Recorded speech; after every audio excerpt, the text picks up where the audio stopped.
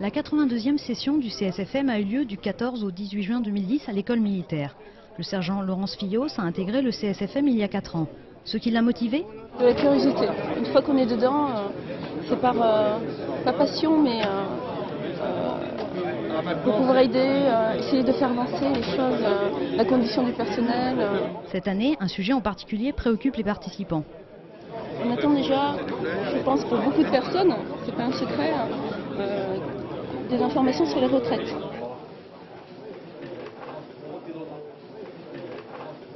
Ils peuvent émettre des avis sur l'ensemble des textes relatifs à leur statut et sur toutes les questions générales qui concernent la condition militaire. L'ordre du jour de notre réunion de ce jour, donc, qui ouvre cette 82e session du CSFM.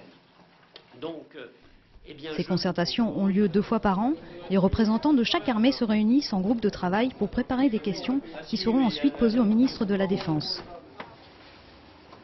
Il s'agit du projet de décret relatif au droit à l'avantage spécifique d'ancienneté accordé à certains militaires de la gendarmerie nationale affectés dans les quartiers. On a terminé à 22 h. On a continué à travailler sur les projets de décret qu'on avait et aussi sur les questions qu'on va poser au ministre et la DRH-MD. Alors, on a plusieurs sujets aujourd'hui. Moi, je suis là pour parler avec vous de ce que vous voulez. J'ai prévu de faire une première partie sur les questions que vous avez posées. On peut avoir peur de parler déjà. De toute façon, ça se développe au fur et à mesure des sessions. Les qualités se développent.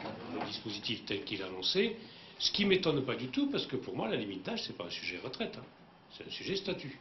Alors effectivement, il y a des fois où ça peut... Le travail que nous allons avoir dans les semaines à mener, c'est la transposition des décisions du président de la République sur le statut militaire. Quelles mesures pourraient être prises, y compris réglementaires, pour remédier à cette situation ? À l'issue de la séance plénière présidée par M. Hervé Morin, le comité de rédaction s'est réuni pour rédiger le communiqué final.